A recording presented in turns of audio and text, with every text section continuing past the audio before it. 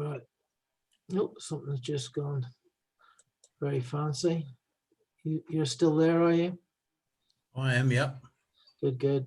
I'm just trying to get some different things coming live as we speak. Have we got any public joining tonight? There we go. You've now got on YouTube, just so you're aware that we are going live on YouTube as well. I am, yep. Good. I'm just trying to. It runs about 20 seconds behind what we do. So on our website, they will be able to have a link, and then what they do is they just click on it, and it'll take them. They have to go into YouTube itself to actually view it, which isn't too bad.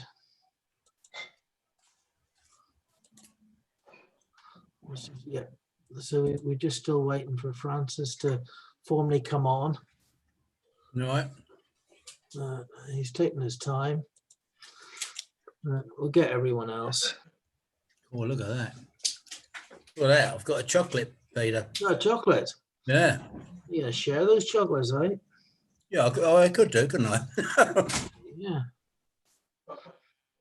So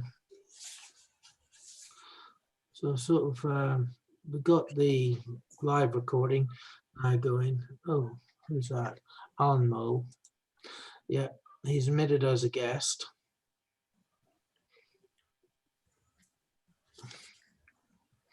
He's slowly joining.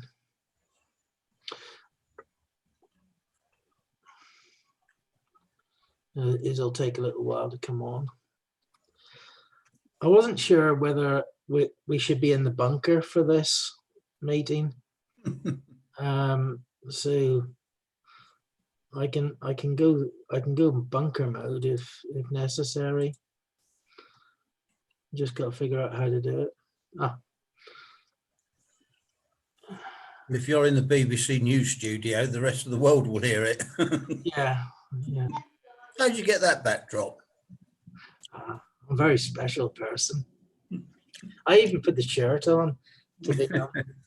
Well, I dressed out smart, but I haven't got any pants on. Haven't you? Okay. Right. So we will be organising all this to get sorted out shortly. All right. So good evening, Alan. We can see your image. You won't be able to speak at the moment, but we'll open it up so you can for the moment. All right. So you can actually speak to us at the moment, Alan. Thanks very much. All right.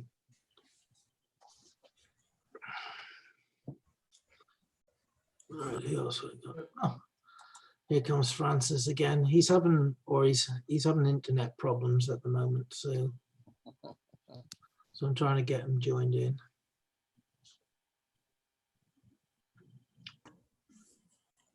Oh. So hopefully he'll be coming up in a second.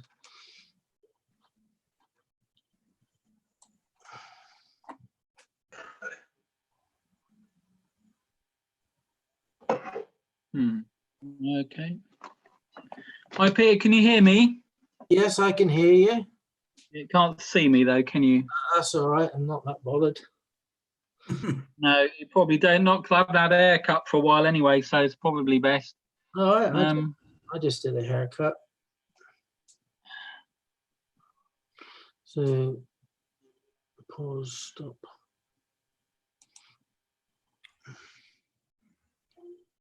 Right. Why won't that come?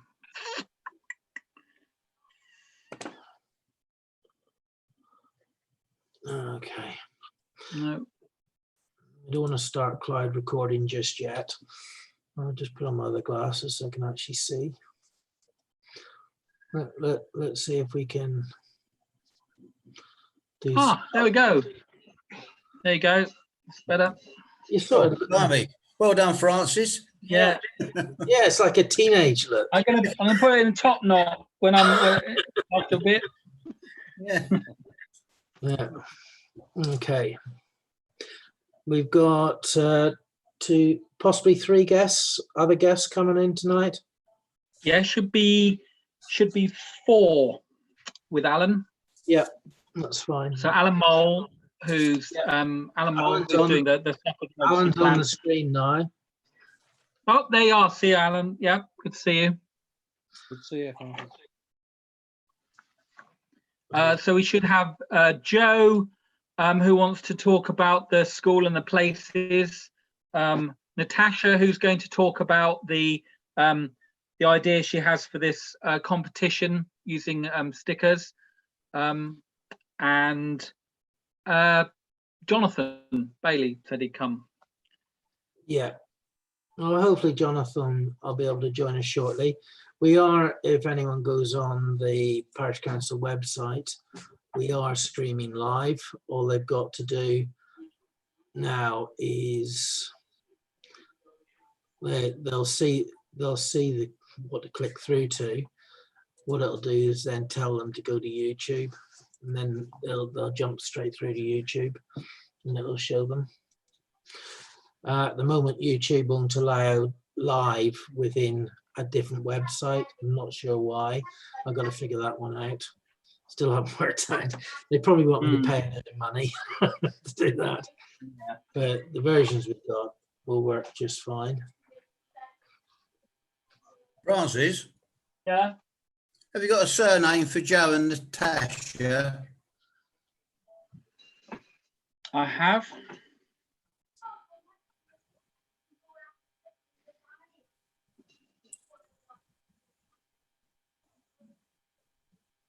He says.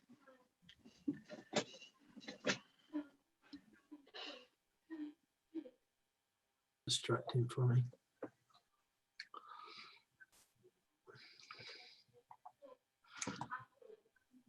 So it's Natasha Newton Mhm. and it's Joe Burridge.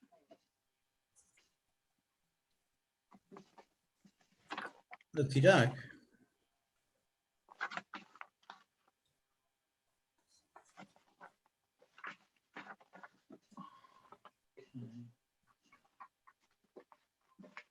Okay. If everything's working right, we're recording. This meeting's been recorded as well for posterity. So I'll have to mind my P's and Q's. Won't we all? Yeah, we have an equal opportunities policy.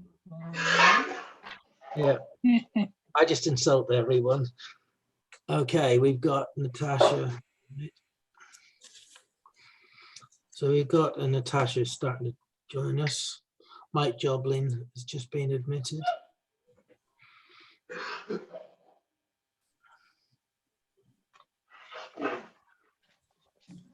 Good evening, everyone. Good evening. Okay. Mike, Evening, Peter. All right. Well, hopefully we'll get Evening, your Gillian. video in a minute. We've got Natasha's video. She's gone live.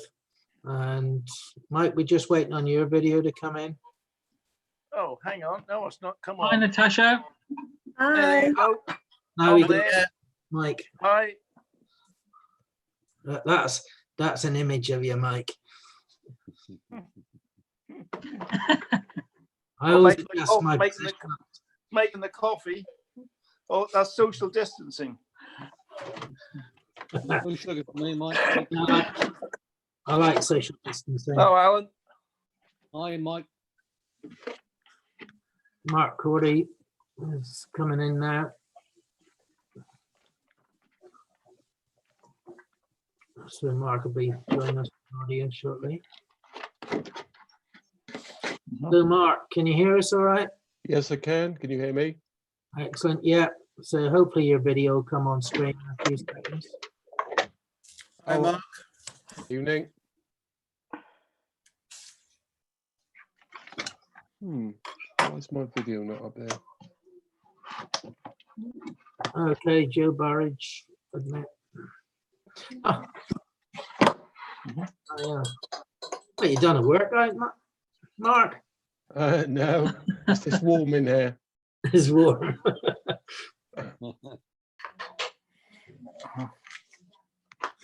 Makes you wonder what he's got on down below then, doesn't it? I know. I can't stand up, Mike. Don't jump up quickly. We can all go commando nowadays, can't we? Don't.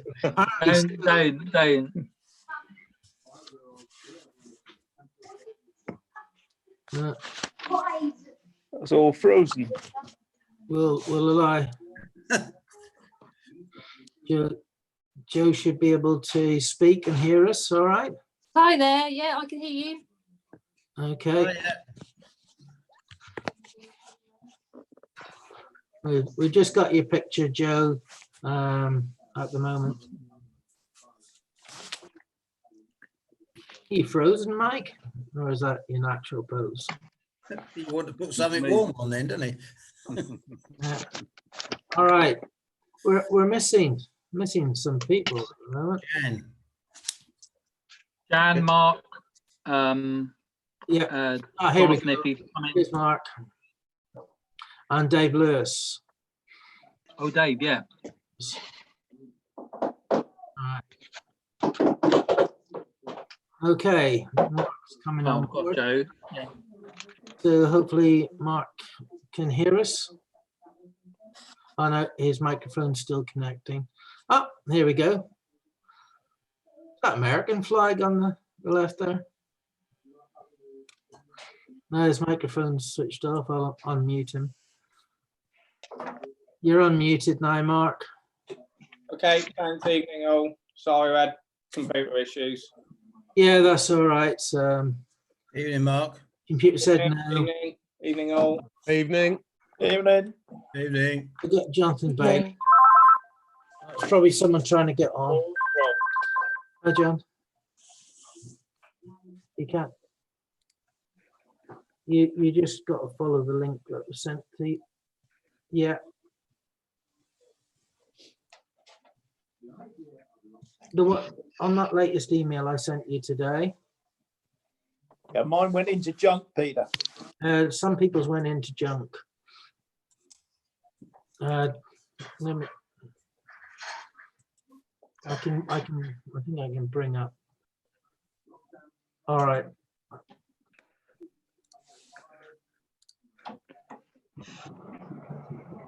All right. Let me just try and get you online. So just yeah, if you're in Zoom, what I'll do is I'll get you the code. Hopefully. Do you want me to read the code out to you? Sorry. The code 485 456 Hold on. 056. Hold on, he went a bit quick. The code. 685 So the actual meeting code is 685 685 456 456 056. 056, Yes. and the password. 4555. Hold on. We'll have to start. Yeah, go ahead. The password is 455 455 511. 511. Okay. All right, no problems. All right. It said the password was That's yours, Natasha. No, it's not a dog barking at mine. Someone on here. this sorted out. One or two sleepy. Let's find the password for this one. Has anyone got the password to give to Jan very quickly? 55511. 45511. 45511. Sorry, we had a cat issue. The cat issue. Yeah, cat walked past the garden. All right. Dogs, You can see. Okay, we've got an iPad waiting to join the room. That'll be Jan. Jonathan, are you hearing us? I am hearing you, yes. Good to see me. No problem. We did see you a short while ago. Oh, Oh, seeing you again. Hello, folks. Well, hopefully Okay. have John coming on board. Hi, I'm not Jonathan. Dave Lewis, but Oh, we'll thanks. need to get started. John, hopefully you can hear me now. I can hear you. Yes, I can. Okay, excellent stuff. Well, we're starting a few minutes late, but that'll be okay. But we just have to go through the rules of these new meetings that we're holding under Section 78 of the Coronavirus Act 2020. So we're using that, and that will be enforced until May 2021, depending on lockdown situations over the next few months. We want to get the public to be able to participate in all meetings, but the key thing is there's specific times. Everyone who's going to participate was sent an agenda, and the main times to participate will be during item 6 and item 11. However, if we're going on to a topic which is specifically what you're there to want to talk about, please indicate, and then what I can do is suspend the meeting for you to then be able to talk, and then I'll reconvene it as an informal meeting so that it's all joined together rather than just in segments, if that makes sense. Hopefully it does. Right. We've got no apologies for absence. We're just missing Dave Lewis at the present time. Not sure what's happened. It may be his internet down in Lower Easton. May have been a problem. yeah, I haven't received anything, Peter, from him. I'm just looking at my email, so there's nothing come through from Okay. Dave. It may be. Hold on. That might be someone else. Hello. Hello, Dave. We've just been talking about you. The invitations were all sent out. Hold on, let me give you the code. I'm just going to go into my sent messages. Okay, the meeting ID, you ready for this? 685 456 056. And the password is 455511.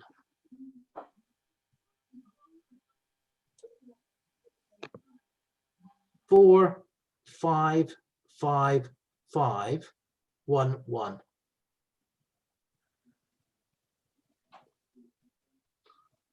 Two ones. So it's 4, 5, 5, 5, 1, 1.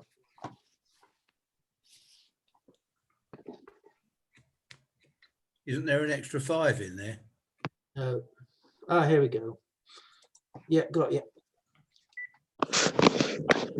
Hopefully we've got now everybody on board. So everyone will have been sent through the agenda and other documents for a discussion of tonight. Now, do we have any declarations of interest for items on this agenda not recorded elsewhere, and any requests for dispensations? That's for all the parish councillors. No. No one? No. No. No. All right. We need to receive and approve the minutes of the meeting of the 6th. I did attach it today, but you were sent it over a week ago. Hopefully you've all had a chance to have a look at the minutes. Yeah. Yes. Yeah. One slight issue I noticed. What was that? I haven't got it on this. Here, give me a sec. I've got to open it up again. Initials on item 4. The council resolved to elect MCA as vice chair for 2021, proposed by PM and seconded by TH. Oh, TH, that's a new one, isn't it? It is. Yeah. Yeah, well done. That's the only thing I noticed. Use TH. Yeah, I think that's Jan's. Is that your brother, Jan? Yeah. Yeah, sorry about that. Okay, we'll get that changed. Yeah, thank you very much. If you can, and then send me out a fresh copy. Now, the next thing is. Sorry, Peter, I just need a proposer and seconder Yeah, for that. I'm going to come to that. Are there any other Oh, yeah. things that anyone else has noticed? No. No, I didn't see anything. No. So need a proposer, I'll propose. seconder, please. I'll go if you- So Mike seconded. All in favour, show of hands. Show of hands. Only parish councillors need to, Natasha. It's all right. I take it, Dave, you're happy? And Jan, because we have no images for you, either of you. Why can't you see me then? Oh, I don't know. No, I can't see you at the moment. Oh, dear. Switch your video on. And Dave, I can't see you either. Oh, hang on. Okay. Are you happy with the minutes? Because we'll get moved on. I missed the content of that, Peter. It was the minutes. Sound on. Everyone else was happy. I take it you've had. Okay, well, I'll go along with that then. Fine. Right. Okay, that was unanimous then. Right. Good, thank you. What we need to do is look at moving on from that. Matters arising from the minutes not on the agenda elsewhere for information only. Has anyone got anything they want to raise? The only two, I've got just the point, Peter, that you and Mark have signed the forms, the declaration forms, and that just Yes. needs to go in Yeah. as a, into the Yes. minutes. Yeah. They've been signed by me and dated the 6th of April. We've got Jan now. Let me see Jan. Okay. Next thing that for discussion security for the Dereham Road development site. I take it you all saw the email that was sent out with regard to what's been happening on the Dereham Road site. Yes. We had to secure it. It was a great shame that I know technically only one person was allowed on that site to walk their dogs, and that was someone with search dogs because they need an area. At the moment, they're still allowed on it. They're going in via a different entrance. But what I need to know is, do you want to remove their allowance to go on there? Because at the moment they've got nowhere else. They're trying to source somewhere else to go. I personally wouldn't have a problem with them using them for working dogs or anyone else who had a desperate need because they've got a working dog for the right reasons. Yeah, it has to be. Yeah. And I think we review each one case by case. Yeah. How do others feel about that? Yeah, I see no reason not to follow that. That's as long as they are genuine working dogs. So I would go with that. Yeah. These are specialist drug search dogs, and they need off. It was described and explained to me. They need to be off the lead with using a ball. That's how they operate. They use the ball for the training and so on. He has been on there a few times. Was disappointed how people behave on there, how they let their dogs run free, and then they excrement everywhere and they don't clean it up after them, even though we've got a bin. But we've now got that locked down. The sad thing was that families were going on there with children. I think that's what really brought it to the end. And hopefully you're all happy with how Francis and I dealt with it. I still everything that you did there was correct, Peter. Yeah, yeah. Everyone happy? So everyone's happy with that? Yeah, that's fine. You certainly put your position forward, or our position forward, so I think that was fine. Yeah. Yeah, Excellent. I haven't heard any more. Has anyone heard any other comments or No. negatives? No. Not directly, no. No, I've got a question over the orange plastic barriers. Are they? They're not to do with us. They're to do with highways. Yeah. There's a bit of a sinkhole situation on there, and highways noticed that and put the barriers around it. Right. People wouldn't fall in. The good thing those barriers around the area where there could be a problem. So we're hoping that because that's the sinky area. Right. So that was done by highways. Nice tonight, isn't it? I'm wondering what other. That's Jan. Yeah. Yeah. What? Okay. So if everyone's happy with that, no one else wants to raise anything about that security. No. No. No. Okay, we'll move on. Public, general, any public consultation. So, shall we start with Jonathan? Because I think yours was came in. Yeah, I'm back now. Yeah. I had a question, but I answered the question by reading back to the January minutes. Okay. So I have no question. All right. Is this all to do with the persimmons? Yeah, yeah. Okay. We haven't got it on the agenda elsewhere, but I can give you a very quick update and then we'll go on to other people. Yeah, that'd be handy. Thank you. Yeah, when Jan, I'll just mute Jan at the moment because she's making a lot of noise.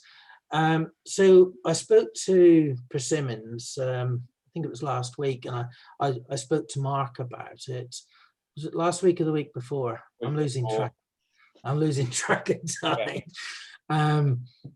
And basically their position is they're going to continue with their main sites. Where they're hitting problems is with the sites like Easton, which aren't yet coming forward. They have to get people out, and until the social distancing and sites can be brought forward, nothing can happen on that. However, the problem is the legals they're running against is that they're running against a time when this planning permission runs out next October. They have to have their planning permissions in by next October. Now, what they'll try and do is they'll put in the planning application, but all the reserve matters, they'll try and roll over and do them in stages.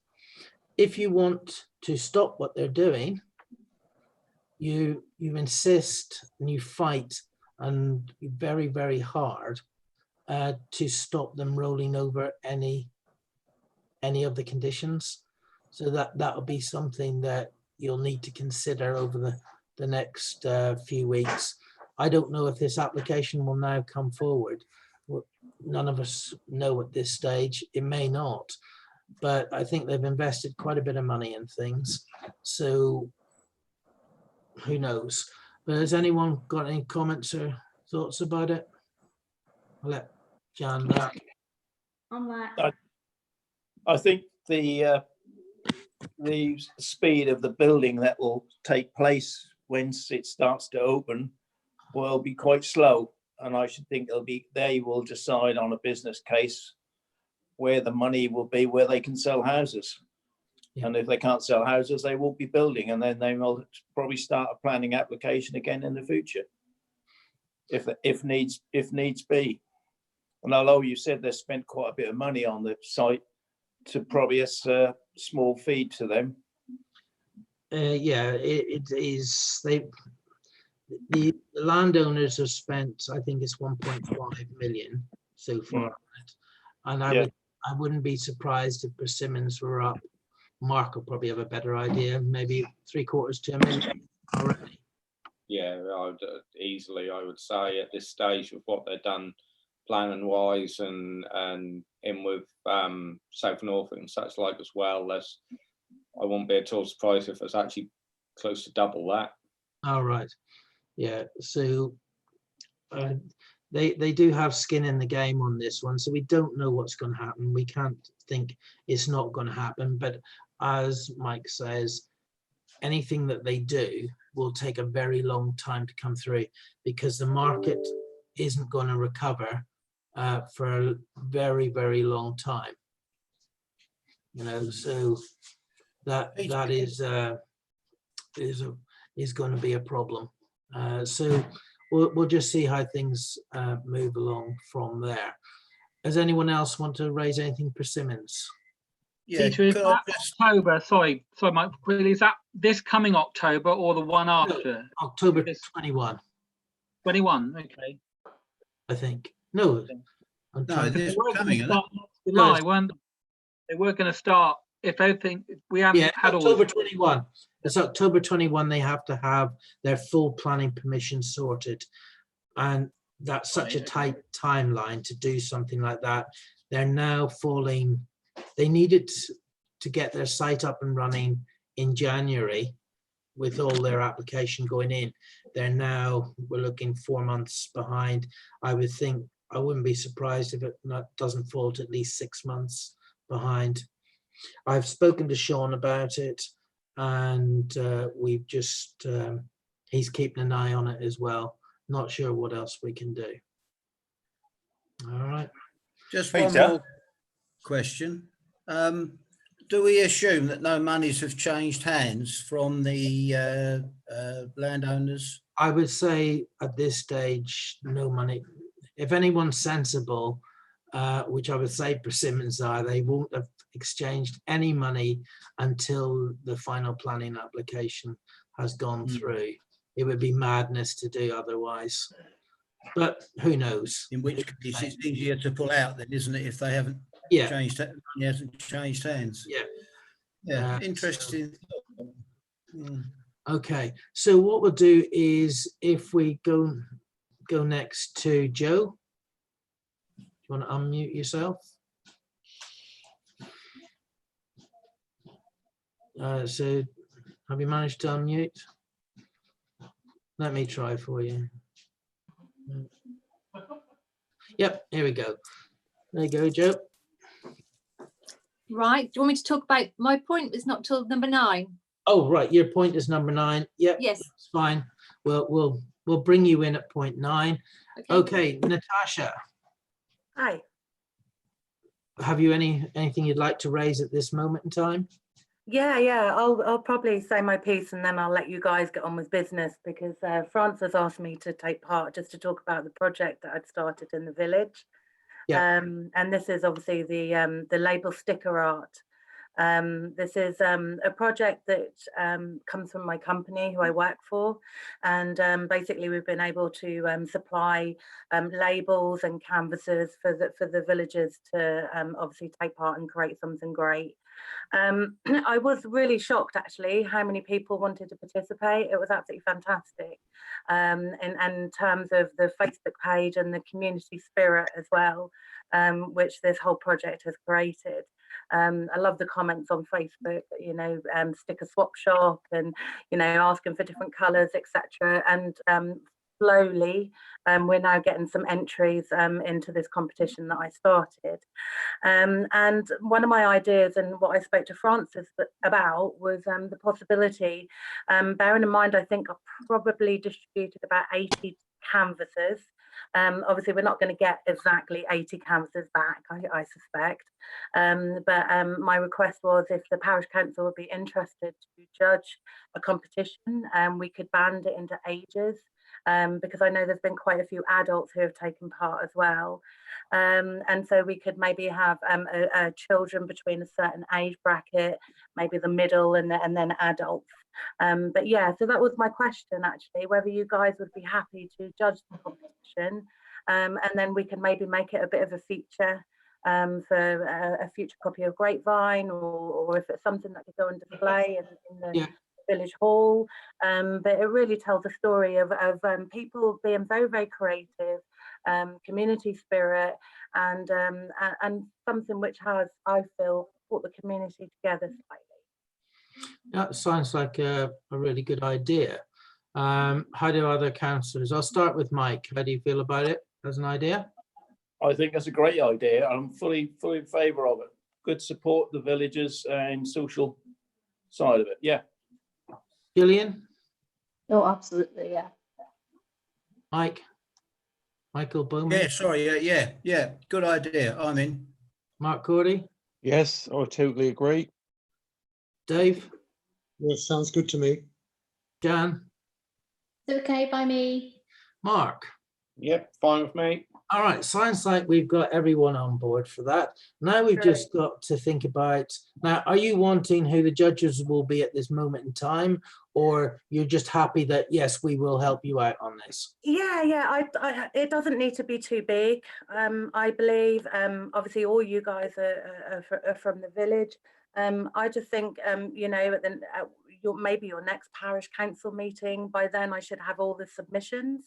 I've put a date of the 15th of May because I wanted to give people plenty of time. And yeah, it would be really great that we can maybe present this at the next parish meeting, and then as a group, we may be able to pick us some winners. We would have a problem judging it on the, it's certainly if you got 60 to 80 canvases in, that would take a lot of time to judge it at a parish council meeting. But what we can do is judge it, get everyone's opinion beforehand, and then bring together, say, the top 3 of each category. And do it like that. Are people I mean, would there be if you're in agreement with that top 3 and then on the day? Yeah, we could stack. How big are these? So the canvases are kind of like this size or slightly bigger, maybe the size of a laptop screen. We had some smaller ones because I know children obviously don't have the same attention span as an adult necessarily. I was wondering, as an idea, if anyone agreed with, maybe we could display them in the village hall on the windows but facing out. Do you think that might be something, so that all I the don't know village... whether you, I don't know whether you'll be able to go inside the village hall, but we could perhaps put them in a plastic film and perhaps put them on the outside of the plastic on the windows. Yeah. Blue tack, whatever. Like I that don't way, think I'm there's a breaking any problem. rules. And people Sorry, can Mark, I see don't think there's a them. problem putting them inside when they'll be protected then. I mean, Yeah, I can go in and do them, you know. All right, yeah, that's fine. And then maybe if we can put a lot of them up, they can all be looked at and voted on in total. Yeah, I mean, I can advertise on Facebook and say, go and have a look, go to the village hall. You know, obviously you can still have all the COVID measures in place, you know, for safety, etc. But everyone gets to enjoy them. If they're all facing outwards, nobody will have to go in the village hall. They can walk around the outside and look at them. Yeah. Well, We need to get permission from the village hall, don't we? yes, We need that's to do- the key. The village hall will have to give permission for that. But they what we will. can also do is put them on the website and get people to vote on them as well on that. So we could do that as a method as well, which will give us like the top 3 and then come to the parish council for the final. For the final vote. Yeah, that sounds brilliant. That sounds exactly what I was looking for. And we've had some really good NHS inspired artwork.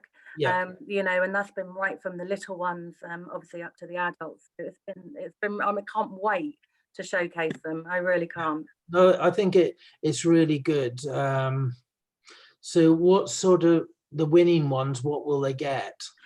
Well, I hadn't originally given them a lot of thought. I was going to approach my own company to make a contribution, and we've actually showcased this as a community thing that I'm doing as an employee. So I know my company would be very into, and it would be something like a voucher. It wouldn't be like a massive, you know, just you know what I mean. Yeah. Something that they could perhaps go and buy some more colours, or if they're into painting and artwork, something on that line. Yeah. Absolutely, and for the children, yeah.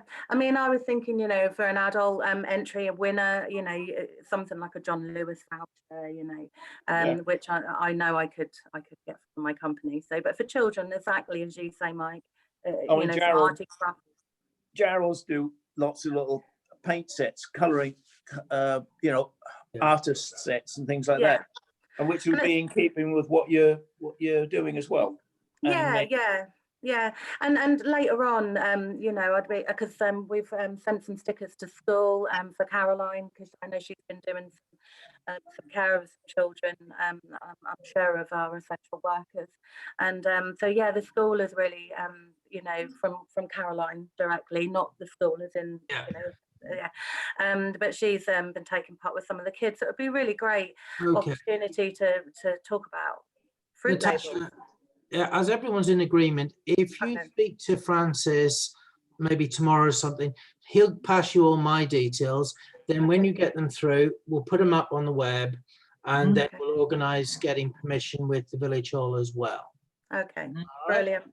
Yeah. Thank you All very right. much. Thank you very much for putting that Yeah. together in the village. No problem. Thank you for your time, and I'm going to say good Okay. night. All right, Okay. good night. Thank you. Bye. Bye. Bye. Alan, Bye. are you wanting to discuss under the emergency plan? No, to be fair, there's nothing really I can do.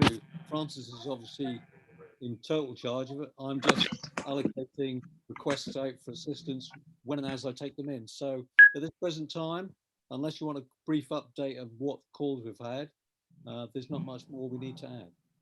Yeah, that'll be, I think we'll open with Francis, then I think he should invite you in, especially as you've been handling calls.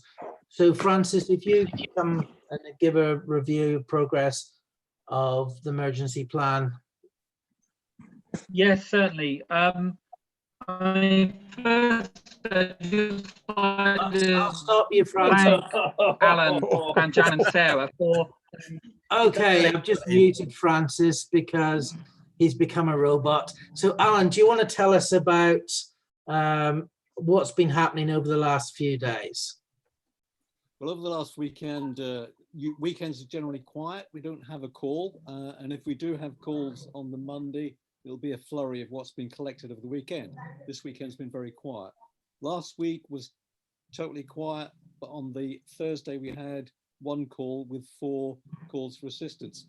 So it is coming on stream. There are assistance calls coming to us, but the main thing is we have to bear in mind that I think people within the village are assisting others anyway. Yeah. Even from the feedback that I get from some of my, assistants or helpers, they are literally taking on other people's little runs, errands, picking up prescriptions, whatever. So what we're getting is the overflow of people who may not have links to people and are a bit more introverted, shy. Do you see if this goes on much longer, from what the vibe you're picking up, is it likely to get more? Or are we as a village working very well through all the different channels not to need? I think the village is working well. There's quite a good spirit of assistance and help. I think we will get more calls. I think as time, if we have a lockdown for a longer period of time, I think we will have more calls. I think, and in all honesty, sometimes there's just the communication side that some of the people want as well, because some of the ones that are in need are also single people and on their own with no contact of others and possibly very poor contact with family, or they don't have family. So I think there'll be a need. I don't think it will, be totally wiped out with the request, but I think there'll still be a need. Okay, I take it one of the key things that does concern me greatly is domestic violence and also child sex abuse at this time. As a retired teacher, we could catch things, but with the schools not operating and only a small number of vulnerable children actually attending the school because they don't have to, we need to get the message out there to be on watch for things where possible. If you hear things from your neighbor, if you're hearing a real shouting match, don't let it go, because what's happening behind closed doors, there's a huge rise in it. The government has seen that, and they put over 70 million into supporting it. So that's something that we've got to keep an eye out for. Yeah, totally agree. The schools are actually checking in with pupils as well. Yeah. Yeah, I know my daughter is a primary school teacher, and she now insists on actually speaking to the child. Yeah, they are at Ormiston. They're ringing in and want to speak to, well, they want to speak to both my two anyway. Yeah. Okay. So at least we know that that's going well at the moment. But we just got to bear it in mind. You know, I'd rather the police go and knock on a door because they heard an argument going ahead, and make sure people are safe. They're trained to know what's just a normal argument and what is something more serious. And, you know, we just got to watch out for people. And it's not just women, it's men as well. So, you know, I've come across in my past, and as probably Alan has, men do suffer it as well. Absolutely. So it may be something that as lockdown changes and adjusts, is something that when we put our next postcode card out, we look at the message that government's giving out and just reinforce, because it's going to be a long time before total lockdown is removed, and people will be psychologically getting more and more damaged as we move forward. All right. So does anyone else want to raise anything? Francis? I just like sorry, Mike, I just really want to thank Alan and Jan and Sarah for all their hard work in terms of manning the phone in the village, and Mike and Denise as well for the secondary phone, because I mean they're the linchpins of this whole thing really, and we've got a really good setup. We haven't been inundated with calls, but in a way that's really good. So I think it's something like 14 people that are signed up that Alan sends you know, a group text to, and one other who will just look on Facebook if it ever needed to be put onto Facebook because she works. But that's probably a nice number of volunteers for the village and for the number of calls we're getting at the moment. So that's really good. And the only other thing very quickly to say is that we've got £1,000. So I sent a couple of the promotional pictures off to the National Emergencies Trust who gave us the money. So there's a little bit of money in there that we can spend. We'll make sure that accounting for it, we will account for the full £1,000 by the end of it all. So we'll get that. But it's been good. So I'm delighted with it, and I'm really, in a way, you want sort of lots and lots of people all phoning up all the time. Then you think, no, actually, we don't want lots of people phoning up, because it means the village is working well and supporting each other, and that actually is an important thing of all. Mike, can I join in now? Yep. Just bearing in mind that everyone is off work, or most people are off work at the moment. We may get more calls as people go back to work, whether that will reduce the helpers or people who need a little bit more assistance, who are currently getting help from a neighbour who may also need to go back to work. So bearing in mind, once the lockdown stops, we may get a few more calls. But again, I think with the people we've got, we can manage that quite well. Yeah, I think it's just monitor it and move it forward. But I'm really pleased that us not getting too many calls means our village as a community is working well together, which is really, really good.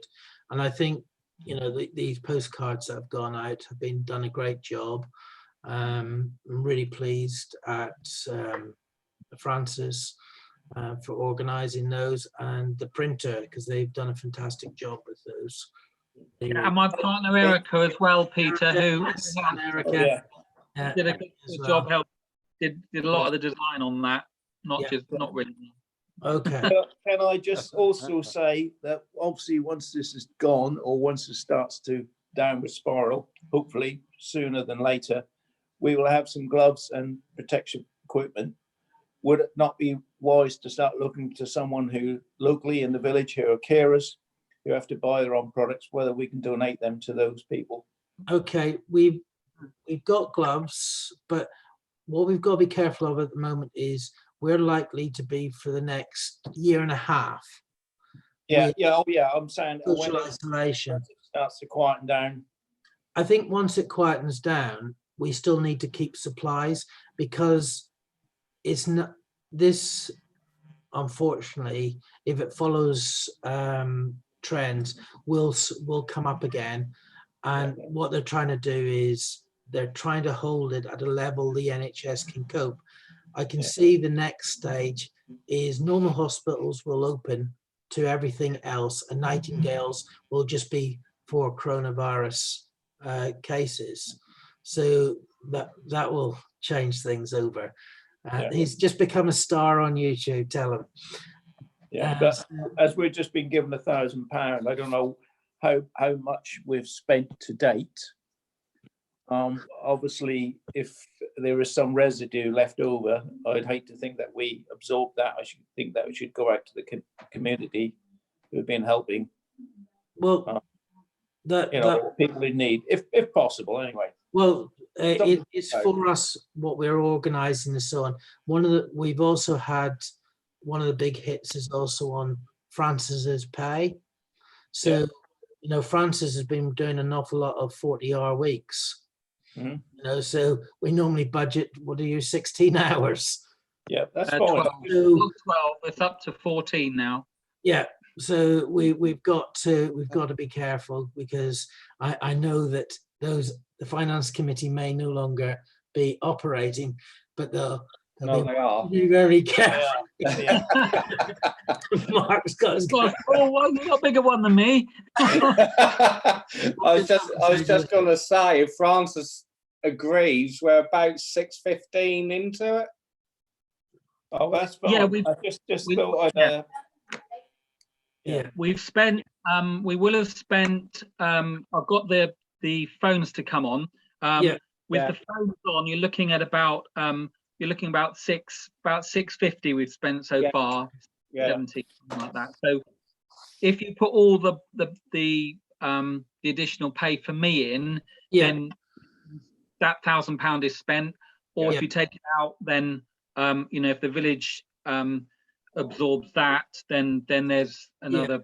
We do have some contingency as well. To play with. They wouldn't let me spend it elsewhere, so a good thing. Mark was right, not let me spend it on the park because it's been closed. Well, saving money all the time. That's a cost saving then, Peter. Less wear and tear. It's going to add another 6 months to a year to its life, isn't it?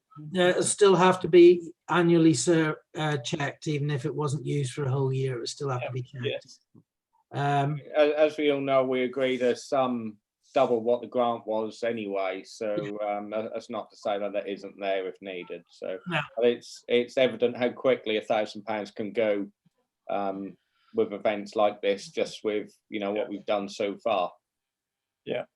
I can see this a lot of costs coming for a long period of time, and one of the worries will come later on when people start running out of money, because they'll be surviving on government, whatever they call it these days, credit. Universal credit. Yes, that's the thing, which seems like just over about £10 a day to live on, which is disgraceful. But hey, there's a family of 5 who are living on £10 a day, and they were traveling the country in a car. £5 for petrol, £5 for food. So £10, I think, is probably quite a good start, really, if you're sensible. Yeah. Okay. Right. Let's move on from that one. We need to look at the update for discussion on Highways England, the A47 dualling. I spoke to James a number of times with regard to the A47 dualling. We dealt with the issue of this group purporting to be representing parish councils in the area, and we made everyone fully aware of that. That's dealt with. That's all been sorted. The next thing is that we've got to sort out is with regard to the consultation went on for an extra 2 weeks, basically just over 2 weeks, nearly 3 weeks. It finished at the end of the month of last month. And but what James Parish was saying, they were already bringing together all the information they'd received up to the 8th, I think it was the 8th or 13th when it actually closed. So he was getting that, and just the extras would be added on top.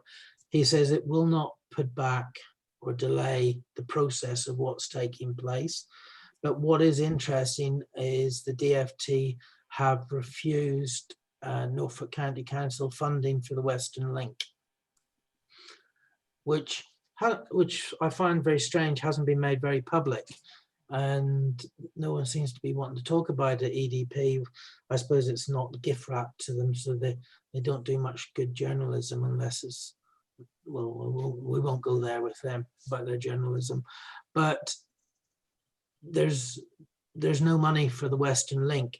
Now, I've talked to Highways England, well, I mean, with what they're doing, they're saying they will continue on as they are, and they're just going to leave a spur, lead off from that roundabout near Honningham, the far one, so it doesn't affect us, and that would be their connection point for any Western Link. Has anyone got any questions about the 47 at the moment? Nope. Okay. No. All right. We'll move on to discussion over St. Peter's Primary School, the overflow arrangements for the high school places and parking issues during the school runs. We'll start with the concern with regard to high school places. Hopefully you've all read from the chair of governors of the primary school what they're saying, and from the actual head teacher of the primary school. And it basically sounds like for the next couple of years, there's a good chance children from Easton will be sent to City Academy. Well, there's there's a caveat there, Peter. If you don't put a second or third choice down, you'll be given a school of their choice. If you do choose another school, those choices may be given as and after talking to a person whose child is going to the academy, the error was not to put a second or third choice down. So that was automatically put to somewhere else. I guess so the issue is that's my belief. sometimes, Yeah, I think the issue is that sometimes the second and third choices are oversubscribed as well because they're the good schools. Yeah. The trouble is second and third choices. Second choice would be Nethered. It's full. Durham is just packed, cram-packed. Yeah. Wyndham was another choice they would send to. That's jam-packed.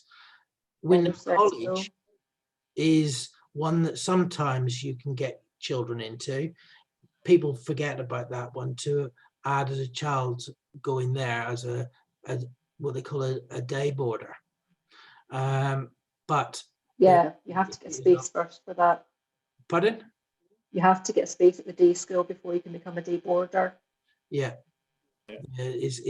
There's some difficult. There's ways and means. There are.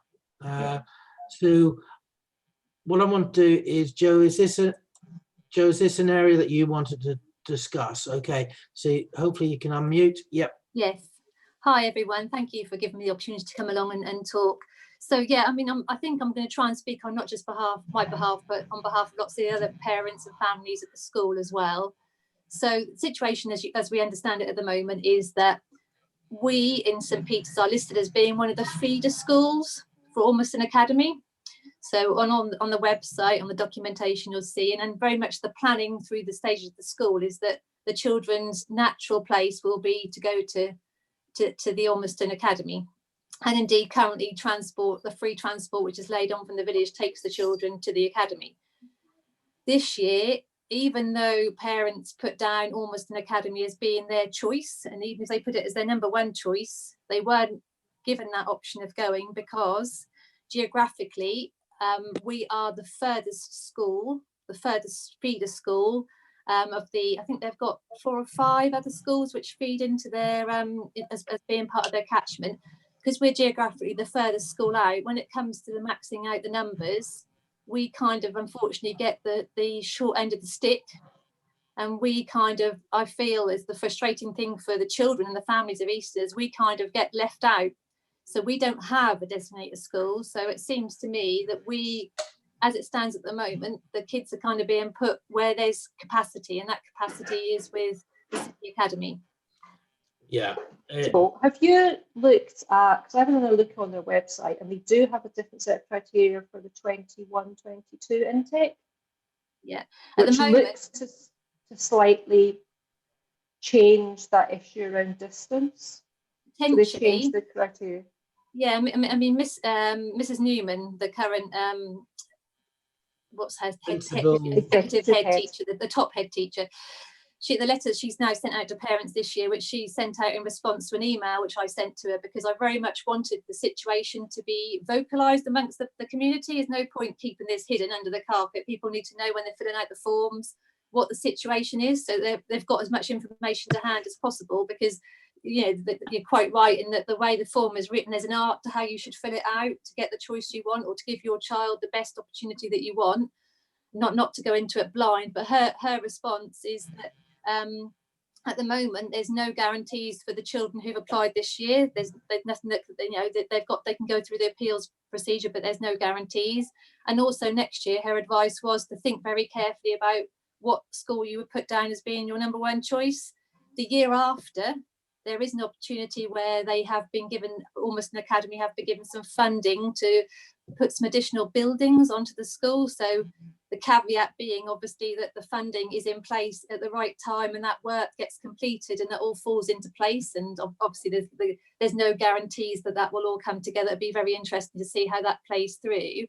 But I think generally, I mean, my child is in year 4, so I've got a couple of years yet to go before we get to that situation. But I know there is a lot of discontent around the children who are currently in year 6 who've applied and not got what they want. And also obviously there's concern as well for the year 5s, current year 5s who are going to be in that situation next year. I do feel like it'd be great if we had some sort of plan of action in place as to understand if there's any actions that we can take as a village, how we can escalate the situation, what is within our control, that kind of thing. It is very...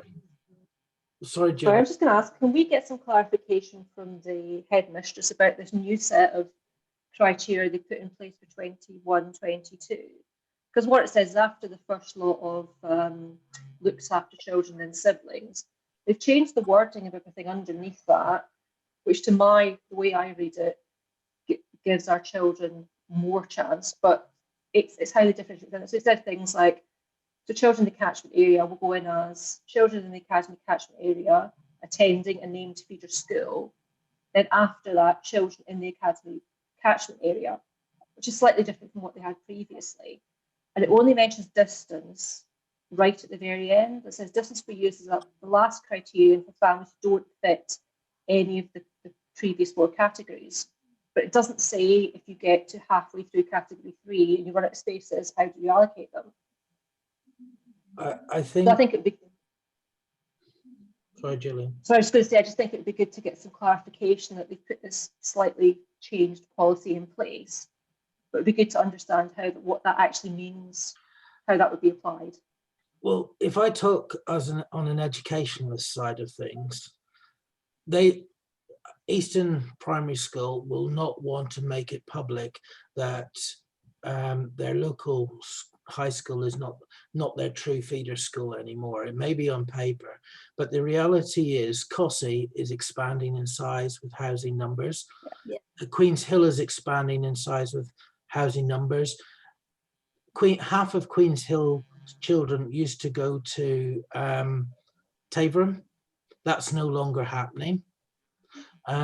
Because Taverham's catch is filled up there, so all the Queen's Hill children, the new Queen's Hill children, will go to Cossey. So the chance of Easton, this is the sad reality. Easton children will be right at the bottom of the list, and this is something that Easton Primary School will not want to be making highlighted, because the reality is most children will end up going to City Academy. The reason is the amount of house building that's taken place in the other potential schools in the local area, like Netherd, Dereham, and also Windham.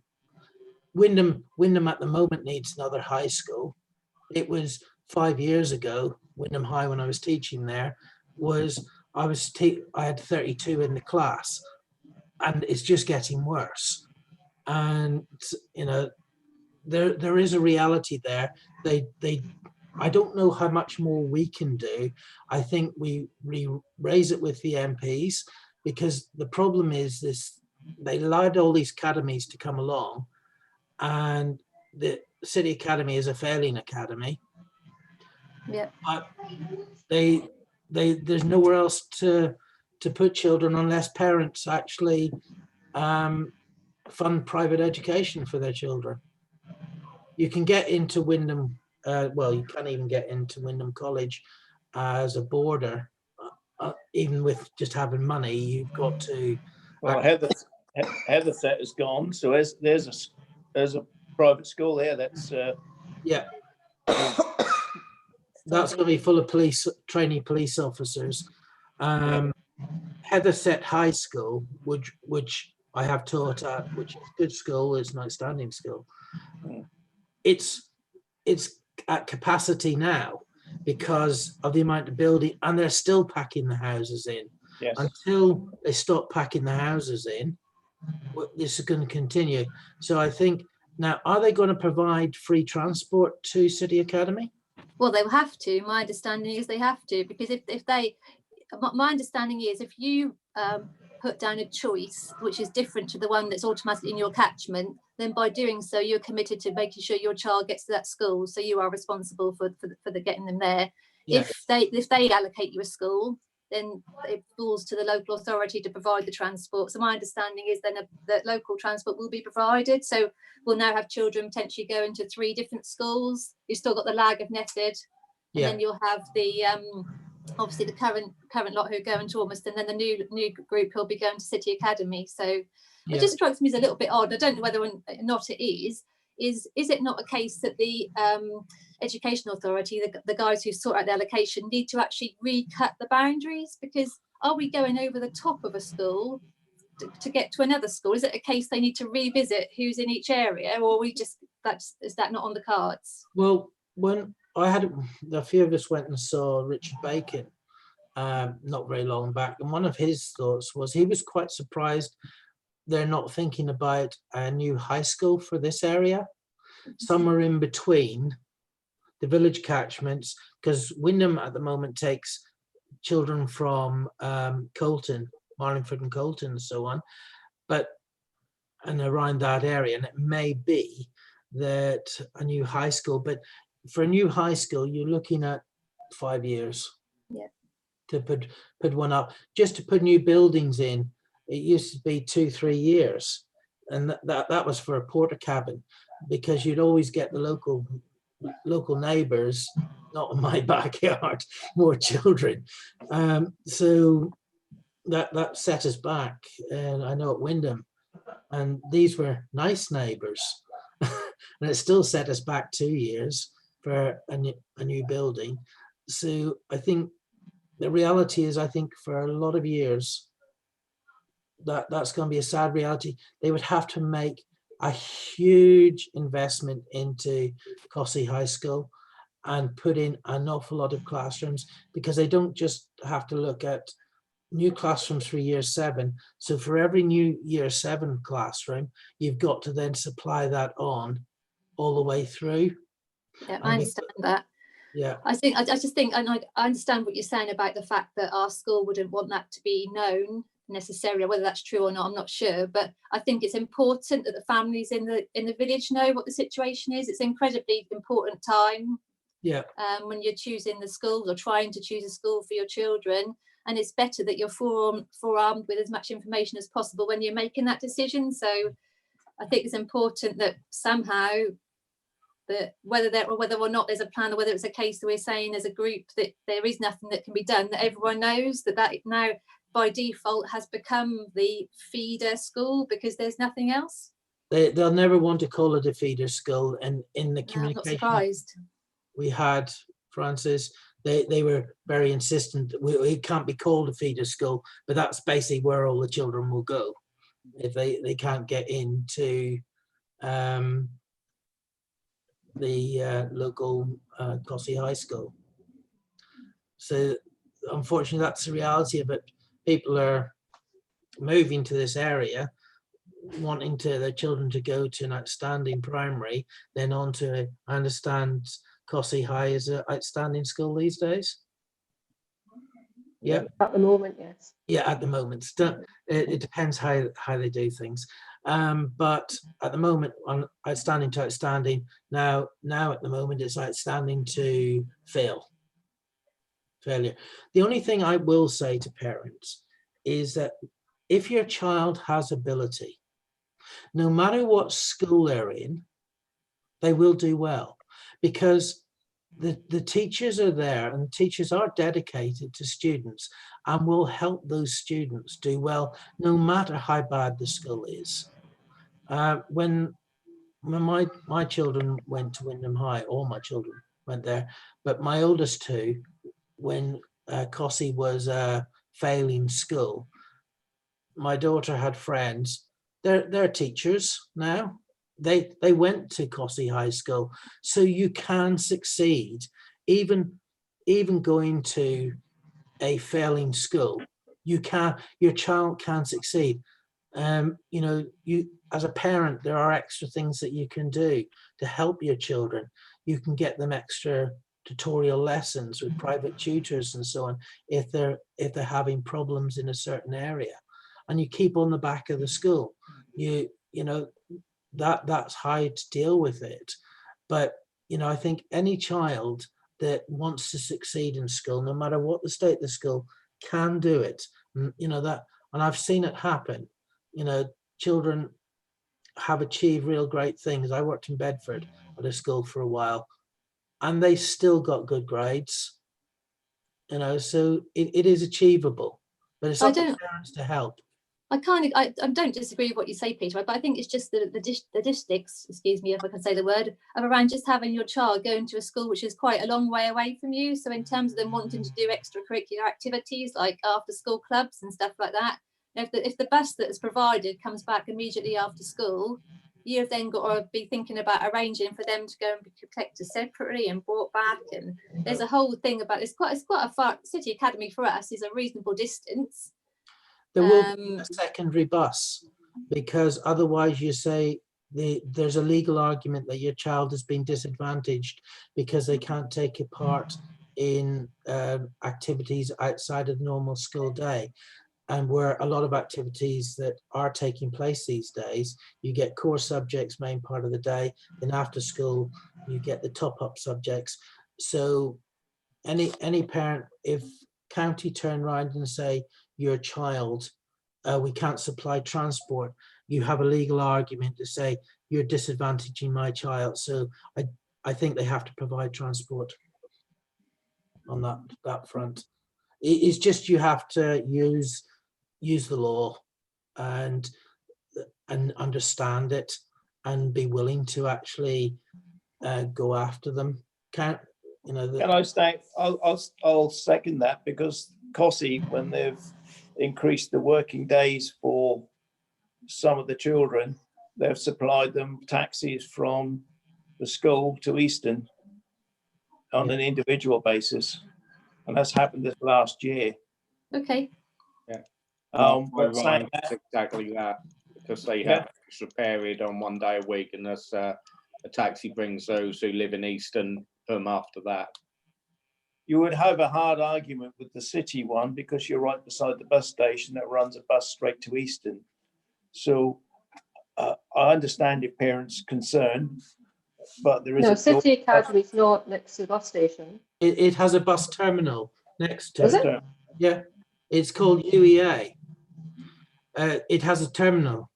The UEA has a terminal which your children would go on the park and ride on that bus back to the park and ride, and then walk into the village. I stand corrected. I thought the City Academy was the one beside the bus station. What's that one No, called? it's the one next to. It used to be. Okay, what was it called? Elm High School. Yeah, Sorry. City I Academy. apologise for that. My ignorance. I'm not having school children. Yeah.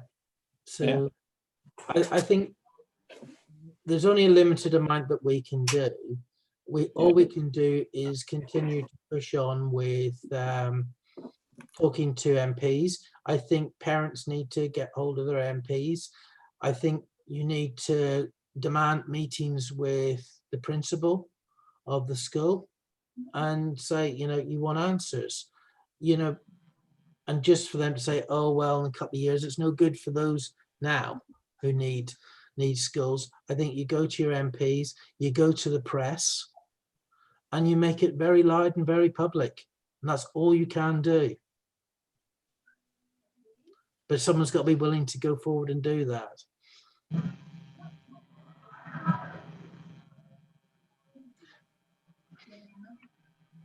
Okay, well, it is what it is. I mean, I wasn't expecting to come on and get any magic answers. I just thought it'd be interesting to hear your views and see where the situation is. I know last year Mary got involved, didn't she, and raised the issue with Ormiston and managed to get extra pupils in, but that was kind of obviously a bit of a last chance to do because it's not been able to happen this year, and we are where we are.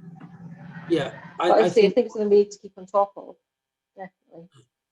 I think you've got to make it public. You've got to go to the press. You've got to try and defend your positions. And who knows? They may get some new head into City Academy who suddenly miraculously takes it from being underachieving to outstanding. It's amazing what they can do with the results. So as a parish council, we will keep raising it. We raise it with our district and county councillor. We raise it with the local MP, but there's only so much we can do. The people who have more power are parents on this one. And the parents have actually got to be the ones to step forward and be ready to stand out and make the noise. We can make a bit of noise, but nowhere as near as much as parents can. So it's ready for you to get all those parents together and say, no, we brought our children to Easton St. Peter's Primary School because we understood our children would go to Ormiston, and they're not, and you make a big song and dance over it. And that's all you can do. If they catch you individually, they just wipe you out.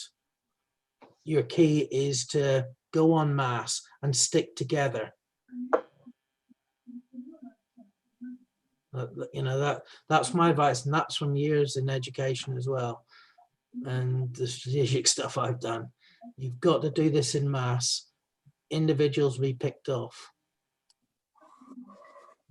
Okay, well, I'll go back and speak to the other parents to find out what they collectively want to do. But my issue really is just vocalising it and making sure that as many people who are concerned as possible are aware, and they don't, because I think this year there was frustration around the fact that it was a bit of a shock to some people, that the parents hadn't been given the information that we all have got now, and just didn't know, when it's often too late, didn't know, at least if you've got a year, 2 years notice, worst case scenario, if you don't like it, you move. You've got that opportunity to do that. I think the important thing is making sure that people have got that time and the right information to hand to make the right decisions. Just remember, if you decide to move, even if you live you now move into a house right next to a school, there's no guarantee you'll get your child into that school. So, if parents do go to move, They just got to be aware of that one, because all schools are oversubscribed apart from the failing schools. Sorry, it's a bit of a bummer. I'm trying to be very truthful with you on this one. So, you know, you fully understand what could happen, that you move areas because you have to be sure you're going to get a place. Sorry, Joe, it is a bit. Well, yeah, I mean, I'm only one parent, but yeah, no, I hear everything you got to say. I just think it's time that people understood everything that there is. I don't want to repeat myself again, but understood all the information to hand and can make the most informed choice possible. Yeah, at the time for them. Collectively, as a parish, I think we'll support you however we can, but there's only limited things that we are left to do. We've gone down lots of channels already. But are you able to tap into the friends of the school, the the Friends Association, and tap into their resources and the network they have? Yeah, I mean, I was on the Friends last year, so I kind of have got those contacts already. So, yeah, I mean, possibly. I think, yeah, I'll go and talk to a few people and see what they want to do. I just, yeah, give them an update on where we are. And I think obviously it wasn't long before obviously the schools broke for Corona that the information came through to the current year sixes. So there hasn't been a lot of time for them to talk about actions and stuff. Obviously, quite rightly, this has taken precedent. So yeah, when we get back in the environment is trying to share and collectively decide what to do for the best. Yeah. But as Peter says, a single parent's going to get picked off so easily, whereas a group, it takes more weight to disperse a group and disregard what a mass is saying. And although I fully appreciate how frustrating it is and worrying as well, I mean, I'm a parent and I would be massively concerned if my two were in this situation now. But it's not about reinventing the wheel. It's about using the resources which are already in place and taking advantage of those and from what I would say is staring that in and make sure the entire school is aware. It's not just a year 4, 5, 6 problem. It's every year all the way down. I agree, which is why I wanted Mrs. Newman to send the letter out, which she has done this year. So everyone in the school got the letter this year. So before, I think it was just talk amongst parents in the relevant years who kind of heard about it. So this year was the first year. Everyone's now shocked they've got a letter from the head saying that this is the situation. So that kind of is a tick in the box. We got what we wanted out of that. It's now how we keep escalating that and ramping it up, I guess. Yeah. Okay, doke. I think we need to now move to the next issue. It's not bothering us at the moment, but parking issues during the school run. That's something that needs to be looked at.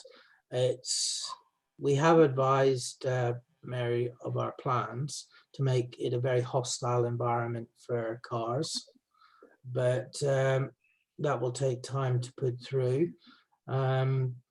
We have to look at if the normal hostile measures we want to put in will work. If not, we may have to look at routes like CCTV with private company monitoring it. I'm waiting to hear COSSI's result for them to come back on using private firms to manage things. I think we should go ahead with the basics first, Peter. Yeah, I know, that's what I'm saying. And not spend any more money than we need to on this. And obviously stay within our budget. We talked about posts when we got some money in. We talked about yellow lines. Yeah. Get that done. And then look at the next phase.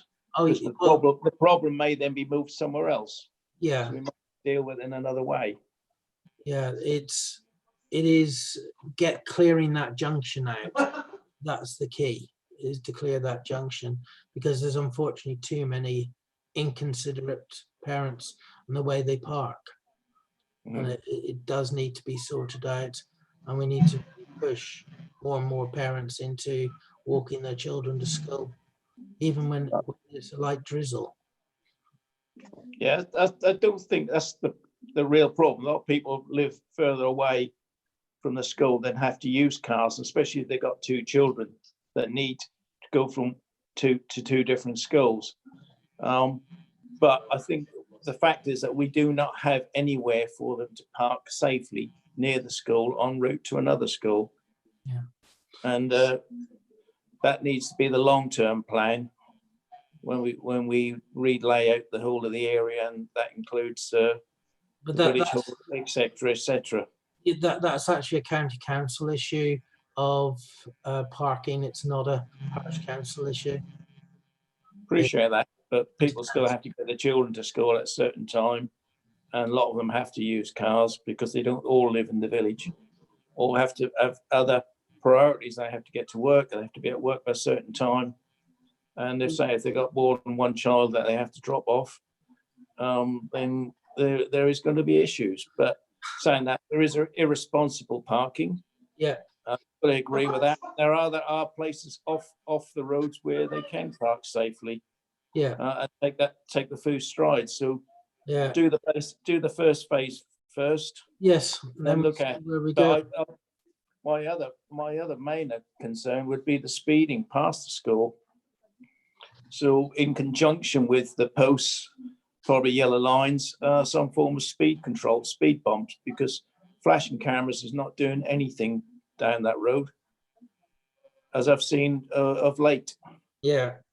When there's no need to rush because there's no traffic in front of you, you don't need to rush. No. Around, but people still are rushing around, and children are still trying to cross that road with cars coming up there at 40, 50 mile an hour. Well, children shouldn't be out on their own at this time. Leaving school, no, with parents crossing the road, leaving off from school, going to school. Right. Okay. Well, as I say, I haven't left the house for 7, 8 weeks now, so I have no idea what's happening elsewhere. All we can do is we do our best, and we put in place, when the money comes through, the measures that we can. We look at South Norfolk to who have the legal obligation to deal with it, and we get to deal with it. And that's what we do. If they won't go by their legal obligation, then we would have to look to utilising the services of another company to do the work that is required. That's all we can do. Yeah. Well, that's for the future. We get the posts and the yellow lines in first, and then see what we can do. Yeah. Yeah. Anyone else want to raise anything on this issue at the moment? I'd just like to say, sorry, well, we aren't unique. I don't know of a school in the county what doesn't have a problem at drop off and pick up time, whether it be primary school or high school, where needs to do something about it. I'm not convinced us taking matters into our own hands with regards to cameras and things like that is the right route personally, but we do need to be doing something about it. Yeah, but sometimes just hearing that we might do something like that might help to get people to change their ways before something like that came in. You can only cry wolf so many times. Yeah, but we're not going to cry wolf when they start seeing the other stuff come in. I don't like empty threats. If we're going to do if we say we're going to do something, well, then we should be able to follow it through. But I agree it's a step too far at the moment. I think we need to do the basics. Yes. And look at it. Where my mum lived in Helsden, there was a school there, and the council put in yellow lines. They put in posts, scattered the lawns with posts, and have driven the cars off the roads, off the pavements, and dealt with it that way. Yeah. We just have to have South Norfolk now willing to do that. Mm-hmm. And could the village hall car park be used in the period the village hall isn't being opened? No, because once you set that up, well, there's no need for it now because there's no cars there. Once the school open, the village hall will be open, and then people will be using it, and they won't have a car park because all the parents from the school will be parked all over it. And they've already said no to it. Yeah, I fully agree with that. I had thought about it myself, but people use that village hall from in the mornings and afternoons. Yeah. And if you pay to go somewhere and you can't park your car there, you'd be well miffed. I would anyway. And to be fair, the access into that car park's not brilliant. You can imagine with cars trying to get in and out at the same time, it'd just be a disaster. Yes. Yeah. Okay. It's not worth doing that. No.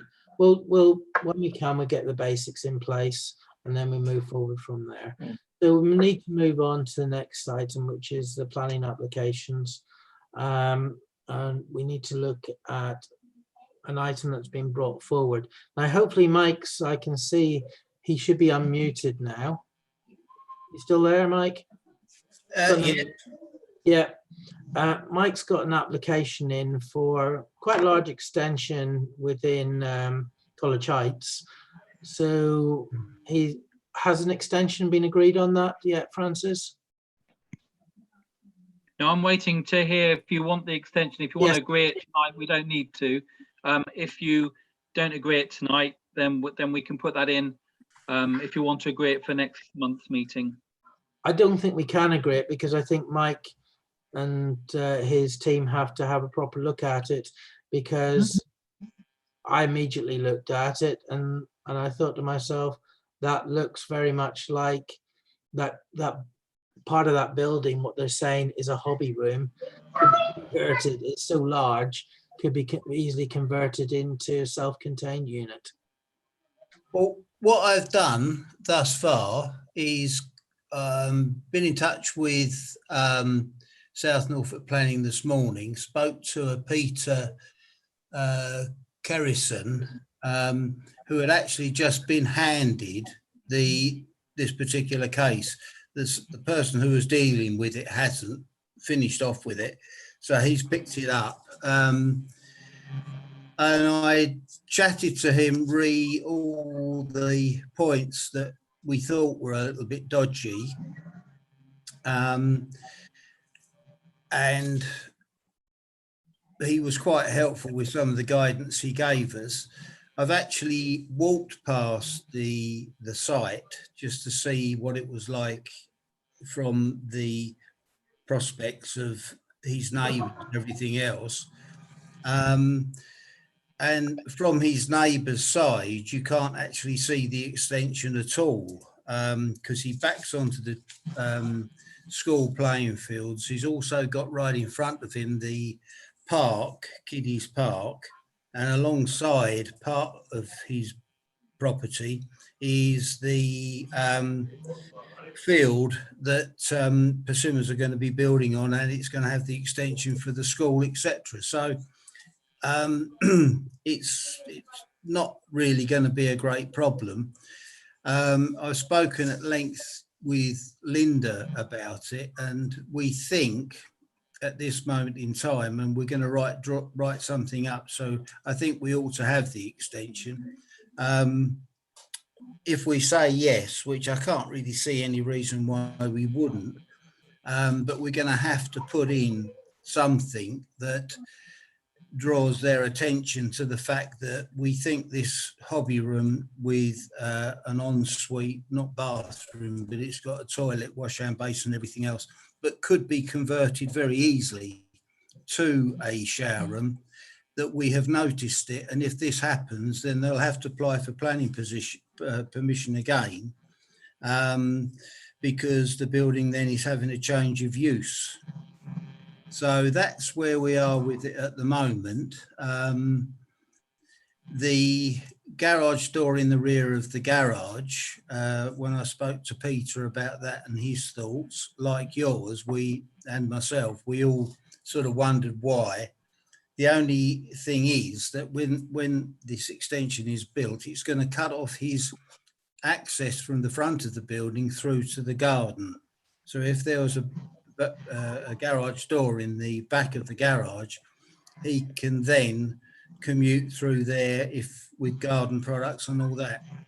Also, bearing in mind it's a shared drive,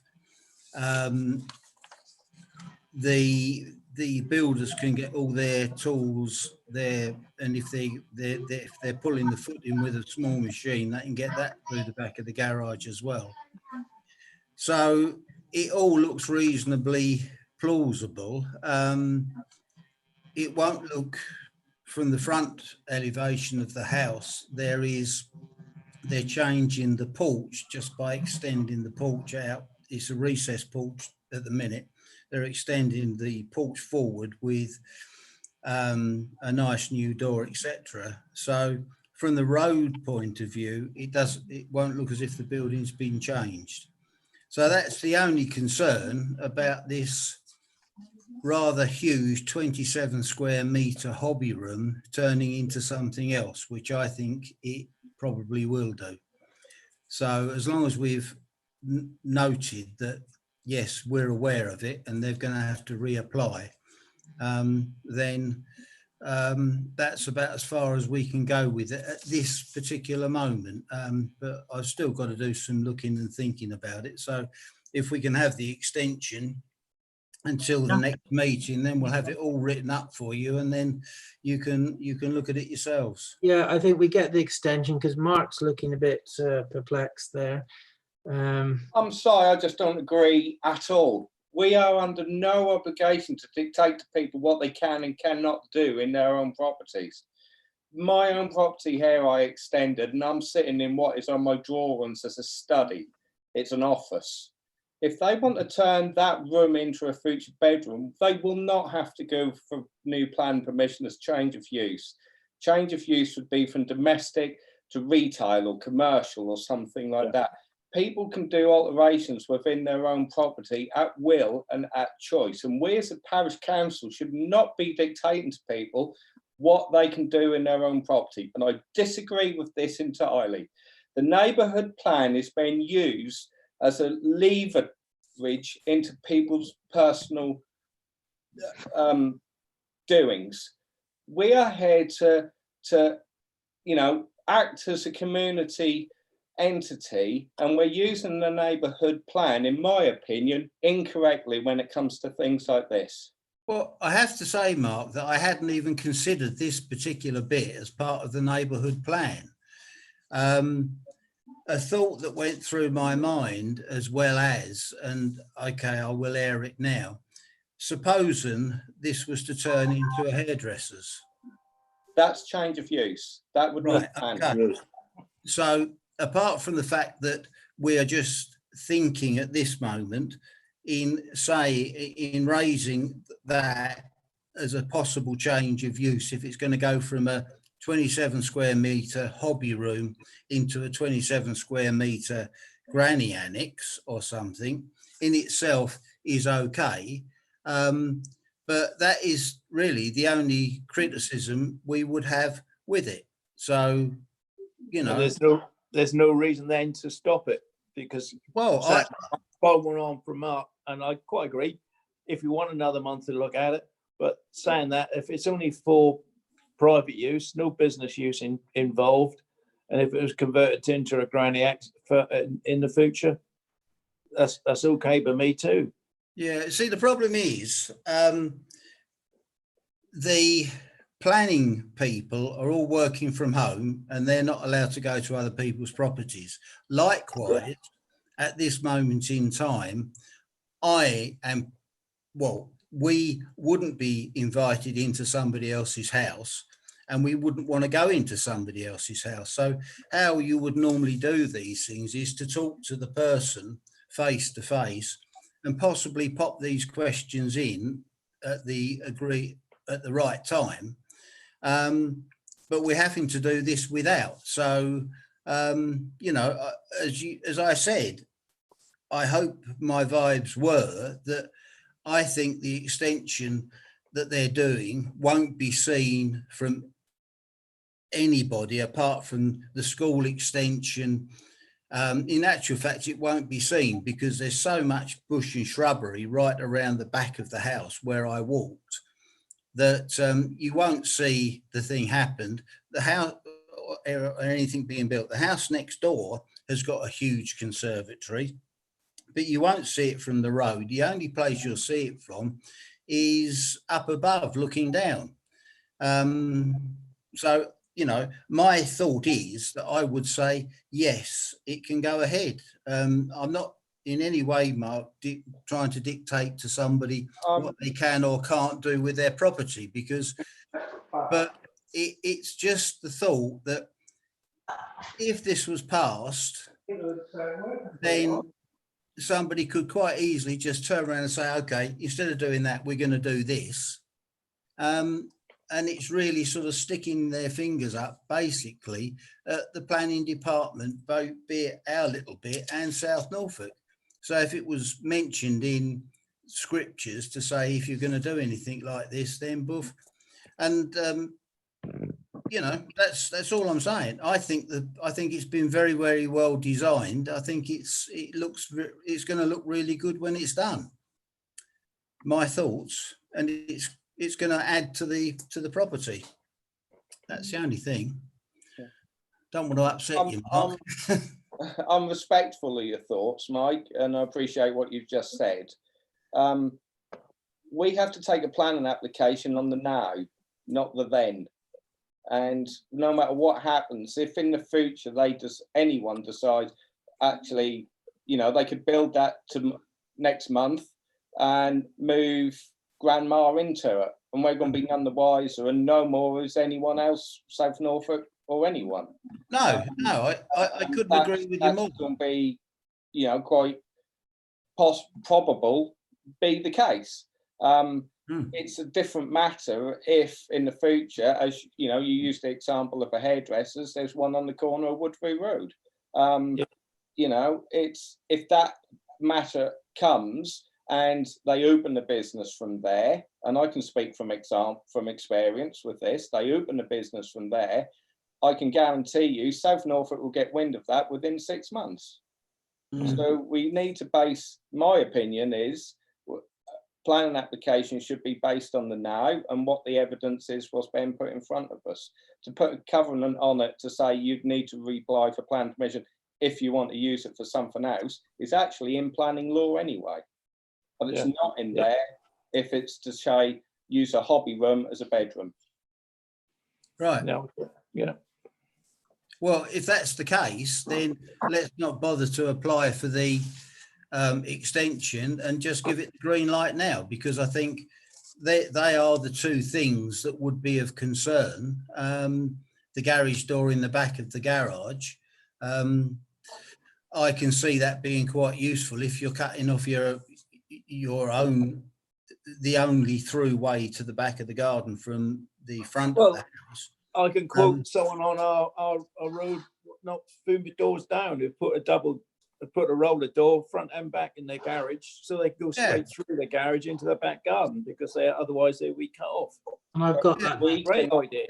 We cannot dictate that to be the case. No, I'm not saying. All I'm saying, Mark, is these are just thoughts that I've had, and I'm airing them now after having the plan sent through to me on Friday, not being able to go and do the job as I would like to do it properly.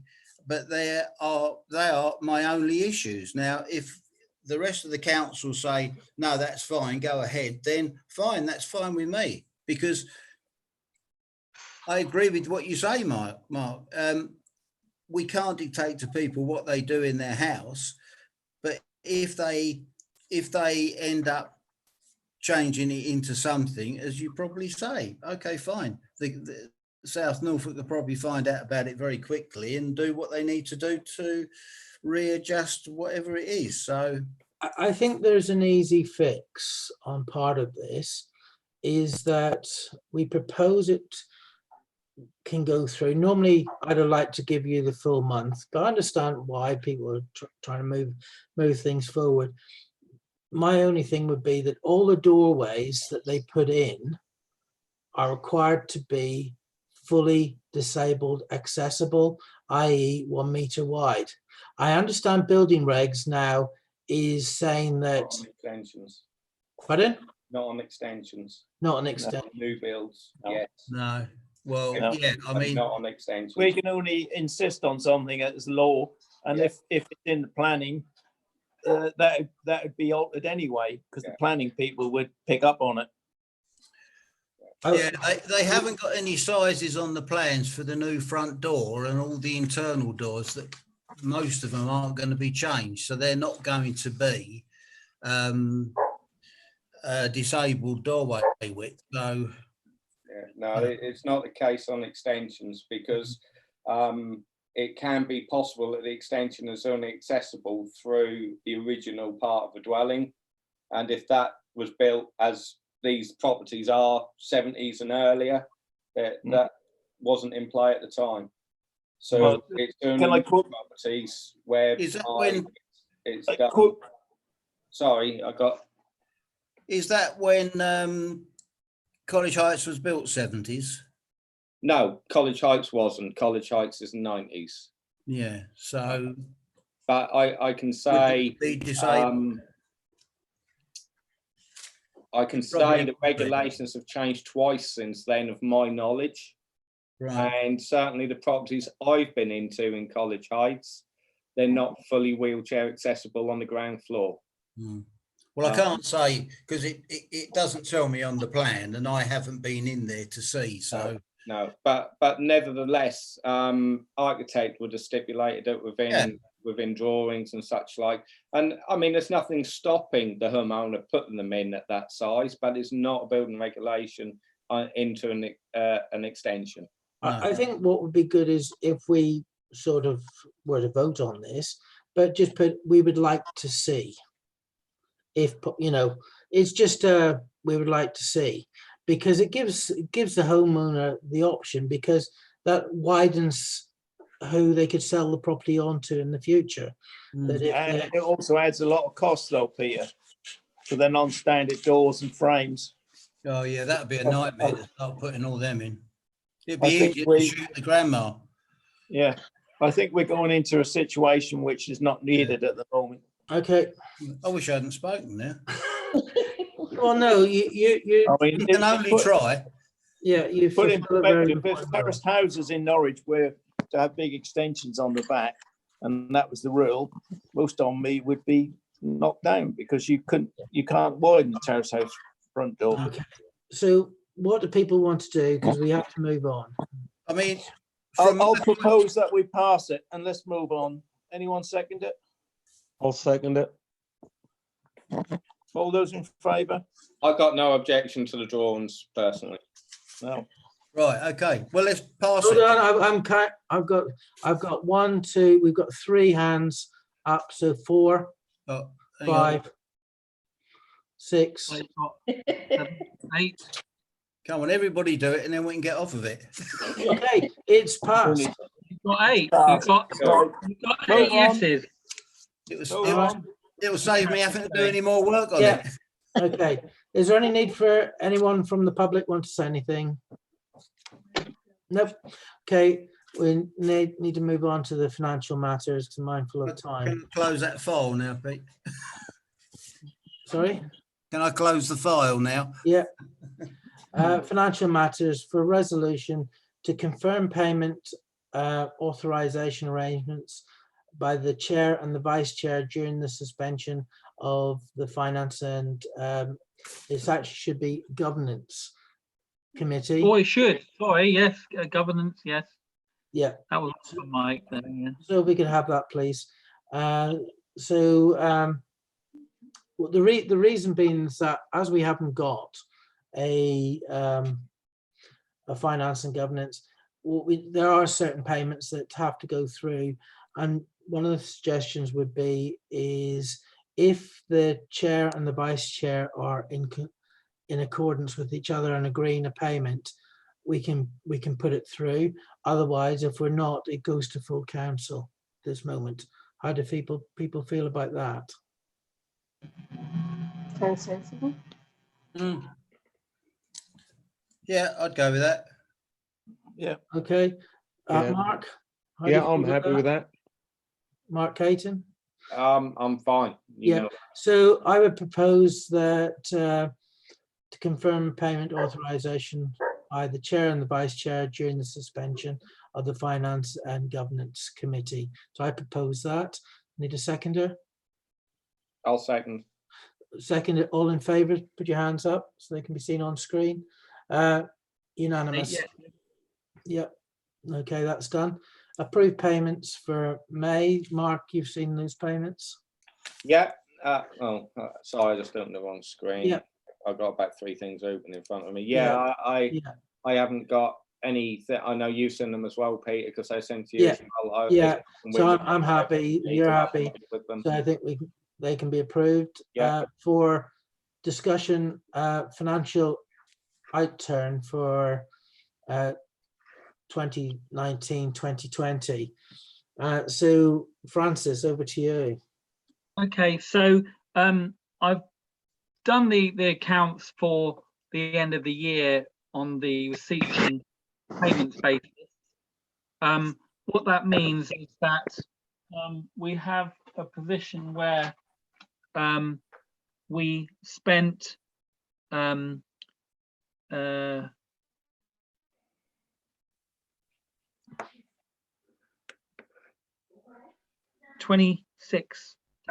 which was £9,797. Receipts that came in, we had 18,757 from our precept. The total of other receipts was 24,700. Effectively, what it means in terms of the bank balance is that we had an opening bank balance of £47,512. We have a closing bank balance of £54,728. So when we get our, when we get our VAT monies back, it will mean that there's an additional surplus for the year of £800 on top of the at the moment the £14,810 that we have as a contingency. So I can send this out to everyone. I mean, you've had a look at it, Mark, and you've signed the bank rec and all the prove that the numbers are what they are. But it means that in this year, what we've been able to do is we've been able to achieve the objective of basically being very close to meeting this £15,000 that we wanted as far as a contingency for Easton.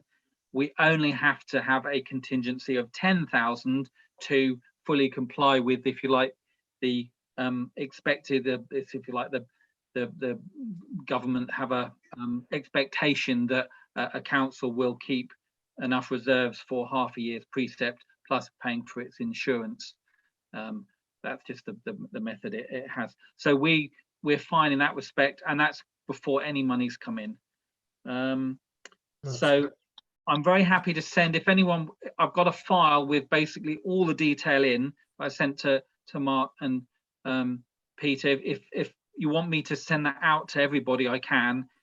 So you can basically look at those numbers. I think it should go to all councillors. I think all yeah. councillors should see it. Yeah. We just need to, the internal auditor needs to do their stuff, and then get it to the external auditor. That's right, and we have until the end of July to do that, but I want it done basically this month. Annette Palmer, who is our new internal auditor, who is the she's the parish clerk for Heatherset, and she's happy to do it this month. So I'm now going to bang all the figures off to her to review, basically.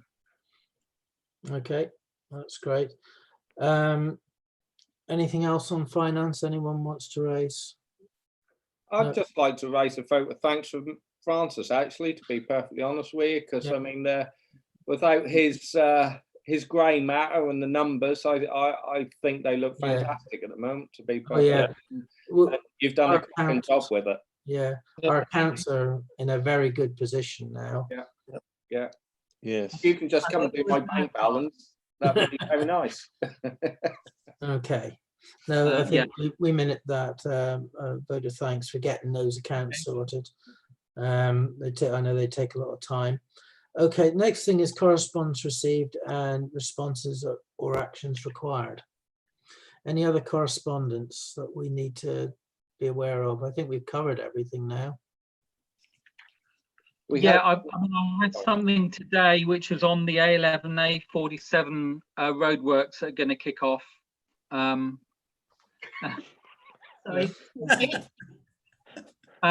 That's Erica, by the way. So Yes. Telling the word. Yeah. Internet. I suffered.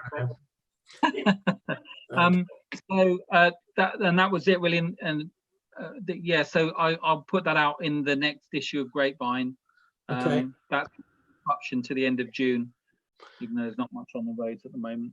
Okay, I think that's it. The only other bit of correspondence I received was from Phil Courtier, and he has said about the food hub, we're not going to be holding any meetings on the food hub at the moment because nothing's happening.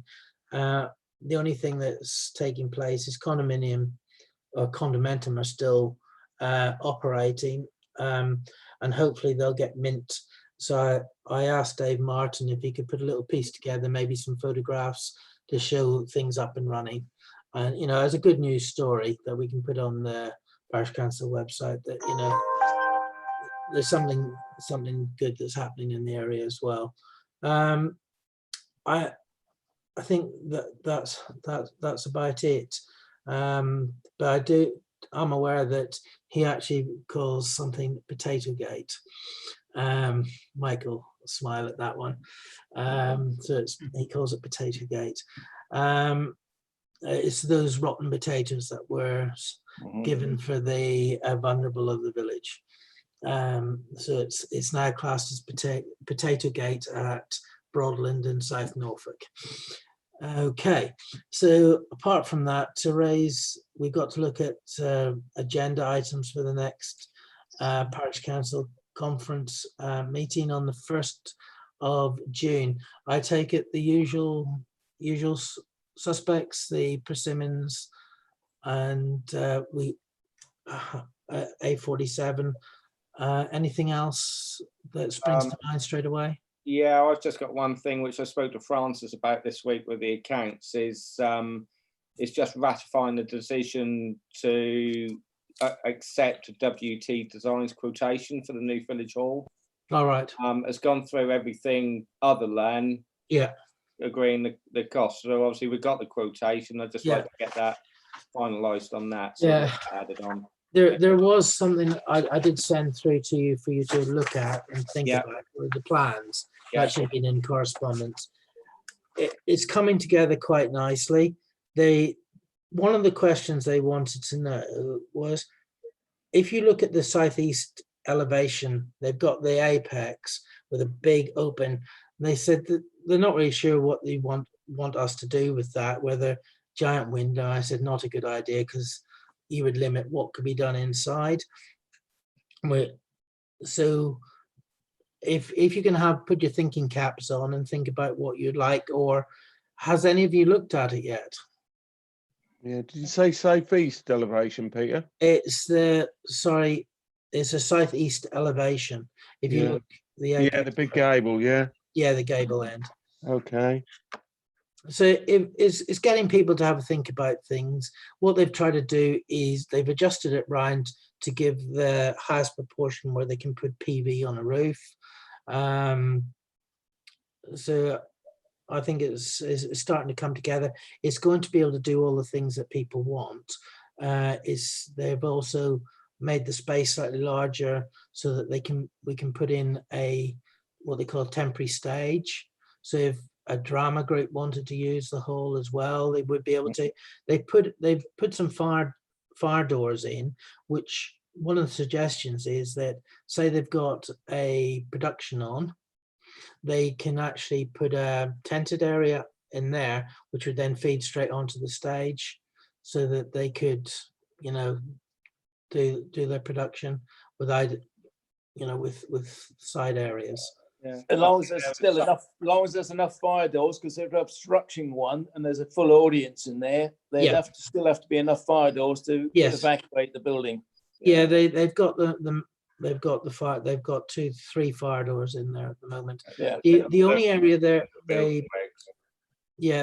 trying to deal with at the moment is if the large meeting room and the amenity space was separated, you know, with the folding wall, and say there was a fire in the kitchen or in the foyer area, they say there was a fire in the foyer area, the large meeting room has an immediate escape route, whereas the amenity room, they have to get clarification on if, because it's not a fully operational, what they call hot kitchen, whether the fire door in the kitchen area can be used for people to go through as they would do in our existing village hall, or that partition wall, you know, the flexible partition wall would have a door in it so that people could go straight through that and then out.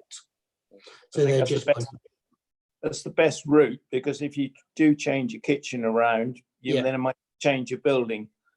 So you Yeah. might as well just have the door, that fire type door in that partition, that Yeah. folding door. Yeah, yeah. That's the future rather than for. Yeah, they've been very good. They're looked at a lot of the issues, and they've increased storage space. So they've taken a lot of things on board. It means that we've got width-wise that we can do carpet bowls. There's so many different things that hall will be able to be used for. Did you get an answer to your question as to why the building flipped? Yes. Why the building flips? I missed that. Why the building? If you look at the drawings, the main hall is now to the left, not to the right. It is to do with the roofing design, and how they can maximize the amount of PV on the roof. So yeah, so they've looked at that, and they thought it would also sit better because the patio area would be shaded. Yeah, you get the sun. So they've thought about a lot of the parts of it to sit better on the plot. Yeah, and it does. You look at it sitting on the plot, and you look at the elevation views. I think it looks very good. So that they're putting it together. They want us to think about what materials. Are we still happy with the roofing that we've suggested? Trying to keep to that older style, the country look of the zinc type roof and so on. I know some people raise some concerns about leaks, but leaks are there because people haven't put everything together right. Yeah, I think I'll say that one of the comments from the New Village Hall Committee was about the gym club, but that's not a good example in any way, shape or form, to be perfectly honest with you. No. I don't have an issue with a metal roof. I prefer it not to be zinc, but that's my own choice. Okay. That's a metal roof. Frozen is in keeping with a lot of the agricultural looking buildings around the village. So I think that's something we'll come along to on the next stage of this. Yeah. But I'm very pleased with what they're doing so far. So other than that, I don't think there's anything else that we need to discuss. I think just one thing, Peter, with Mark and I also talked about this resurrection of the Facebook page. Yes. And so if we can put that on the agenda for next month. We're freezing. We've still on that. Anyone here? Someone's keep freezing up. Yeah. I think the Facebook page at the moment, there's a place for it. But what we've got to do is, if we're going to use it, we've got to use it, not just put it up and then not use it. But we need to feed it through the parish website so that we're getting the traffic coming there rather than elsewhere. Yeah. All right. I don't disagree with that at all. No, on that note, I'd like to thank you all very much for. Hang on, Peter, because I've just frozen over. I couldn't get in. Can you update the allotments page? Can you send me some drawings, please, of what's available? No, the drawing is there. All it needs is the plots, the colours all blanked out, and the price has gone from that's £13, not £19. Okay. And just blank it out, because people are ringing up and saying, "Oh, I'd like this plot." Well, at the moment, I tell them what plot they have, not what plot is available. Yeah. Yeah. Okay. If they just blank it all out as these are the allotments Yeah. and the price is this. Okay. And people on, you know, All right. the expectation of people is wrong, but only Yeah. because it's misled, because they look Yeah. on it and think, All right. I'll get it dealt with. yeah. All right. Well, thank you very much for your time. And it is now 9:24. I'm closing the meeting. Thank you all very much indeed. Yeah. Good night, all. Good night. Thank you.